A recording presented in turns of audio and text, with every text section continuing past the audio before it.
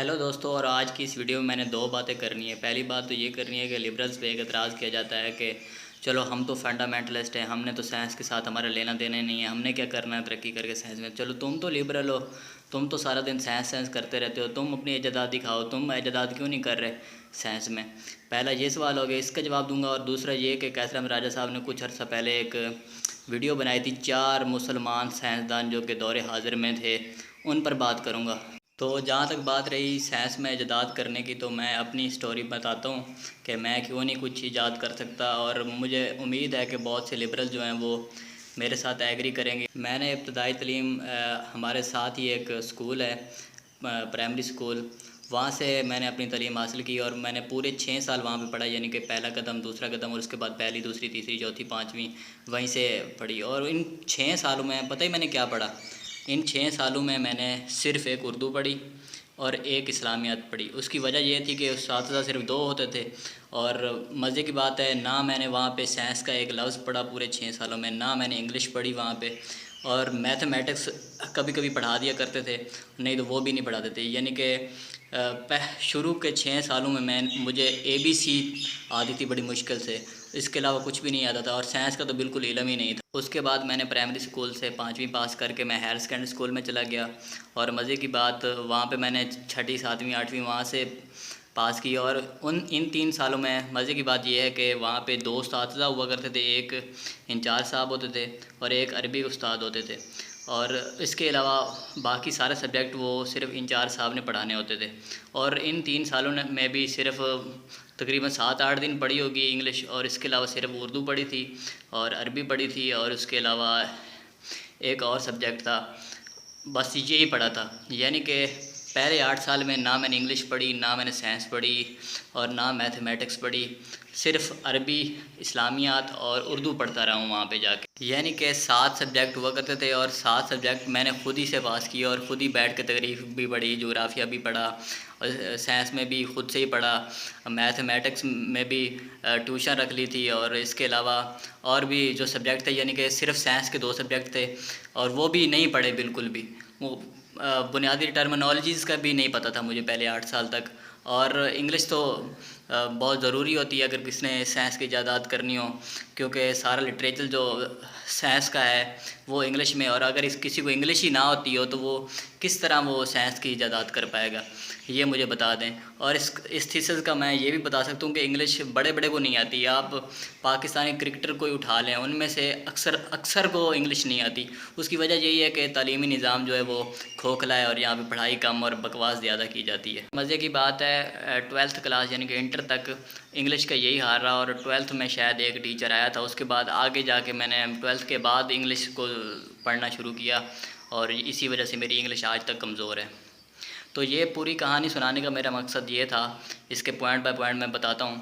पहला पॉइंट तो ये है कि जो तालीमी बजट है उसको बढ़ाया जाए। जब भी हम तालीमी बजट को बढ़ाने की बात करते हैं हम लिबरल, तो यही लोग फंडामेंटलिस्ट बैठ के कहते हैं कि क्या क्या करना है, तालीमी निज़ाम को बढ़ा के क्या करना है। उसके बाद जो सब्जेक्ट हैं, लिबरल यही बकवास करते रहते हैं कि ये सब्जेक्ट चेंज करो और कुछ वहाँ पे कुछ साइंसी सब्जेक्ट लेके आओ ताकि लोगों में बच्चों में तजस्सुस बढ़े और वो कोई साइंसी इजादात करें। अब आप कहते हैं कि हम सिर्फ 2 सब्जेक्ट, एक मैथ और साइंस रखें, और वो भी नहीं पढ़ाते, उसके भी टीचर मौजूद नहीं हैं।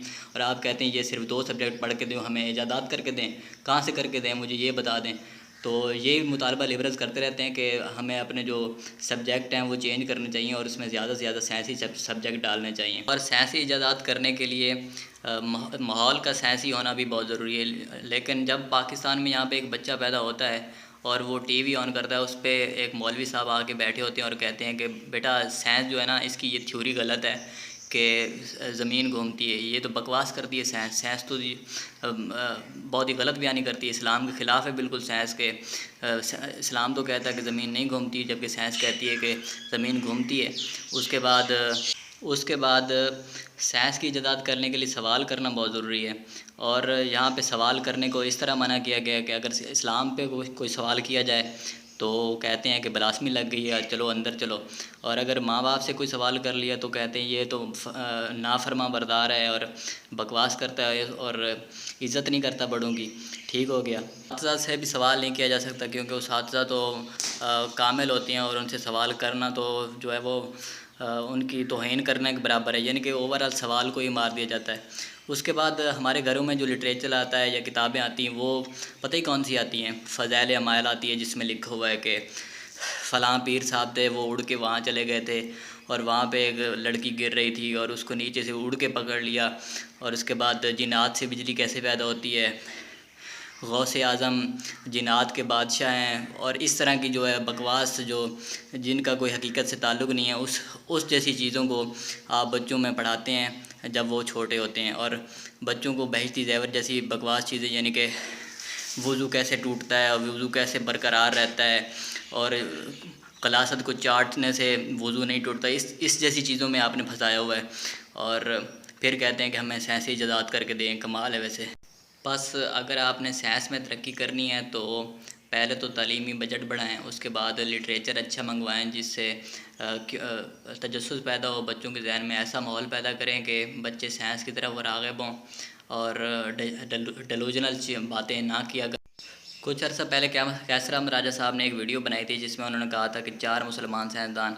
यार मुझे तो ये वाला थीसिस समझ नहीं आता कि साइंसदान मुसलमान है या काफिर है, इसमें आप तकसीम ही क्यों नहीं करते हैं।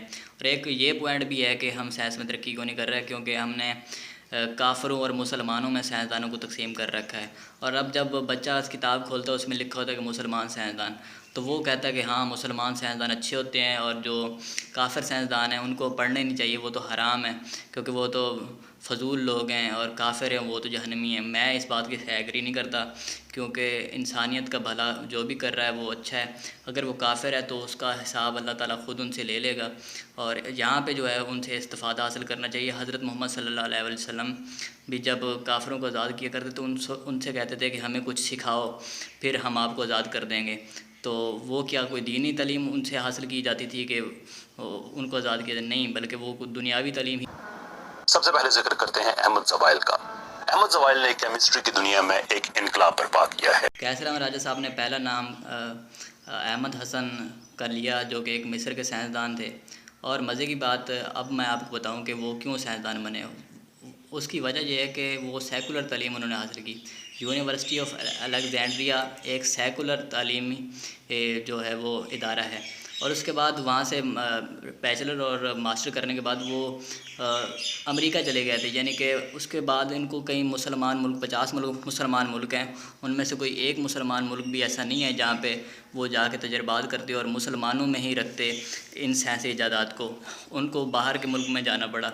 तो आप लोग क्यों नहीं पाकिस्तान में या किसी भी इस्लामी मुल्क में बनाते ऐसी चीज़ें कि हमारे साइंसदानों को बाहर ना जाना पड़े। ठीक है, और वहाँ पे उन्होंने इजाज़त की और वो सेकुलर तालीमी निज़ाम की वजह से ही वो साइंसदान बने।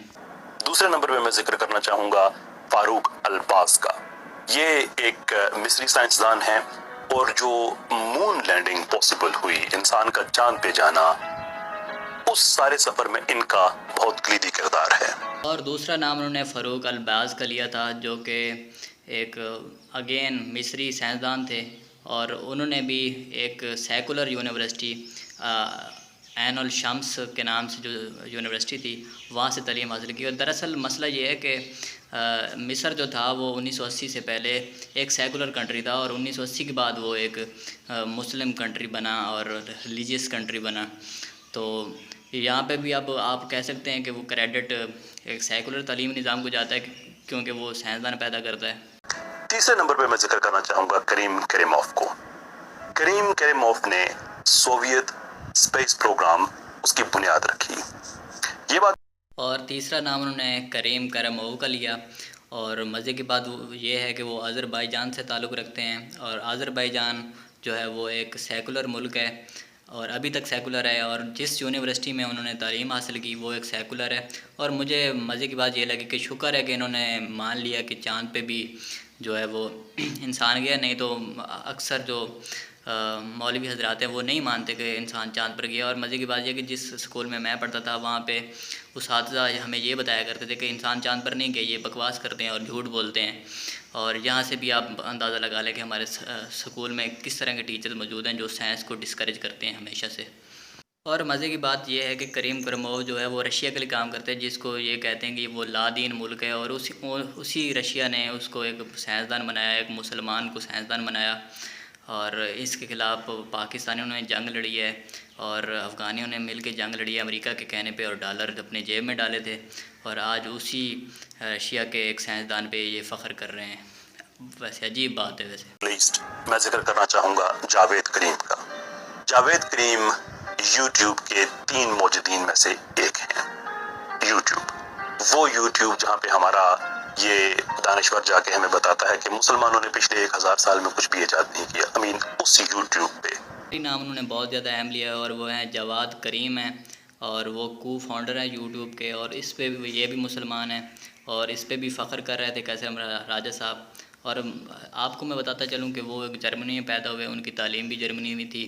और आपकी इतला के लिए अर्ज़ है कि जर्मनी एक सेकुलर मुल्क है, वहाँ से सेकुलर तालीम हासिल की। उसके बाद उनमें इतना जहन आया या इतनी अक्ल आई कि उन्होंने यूट्यूब के लिए काम किया। तो वो भी एक सेकुलर तालीम ही निज़ाम की ही जो है वो बदौलत हुआ ये सब कुछ। तो इस पूरी वीडियो में मैं ये निकालना चाह रहा हूँ कि कोई मुसलमान या गैर मुसलमान साइंसदान नहीं होता। साइंसदान तो साइंसदान होता है, वो तो इंसानियत के लिए काम करता है, और बाकी उनकी आखिरत का मामला अल्लाह ताला के सुपुर्द है। वो उसको चाहें तो बख्श दें, चाहें तो उनको सज़ा दे दें, लेकिन हमें उनसे उनकी जो खिदमात है उनसे फ़ायदा उठाना चाहिए, और इस तरह साइंसदानों को तकसीम में नहीं करना चाहिए। और दूसरी बात यह है कि अगर मुसलमानों ने साइंसदान पैदा करने हैं तो उनको सेकुलर जो है वो निज़ाम लेके आना पड़ेगा, तभी जाके जो है वो साइंसदान पैदा कर सकते हैं। अगर साइंसदान पैदा करेंगे तो मुसलमान मुल्क तरक्की करेंगे, और मुसलमान मुल्क तरक्की करेंगे तो फ़लस्तीन भी आज़ाद कराएंगे, कश्मीर भी आज़ाद कराएंगे, और भी बहुत कुछ करेंगे, और लोगों से भीख भी नहीं मांगनी पड़ेगी। तो यही बात मैं करना चाह रहा था।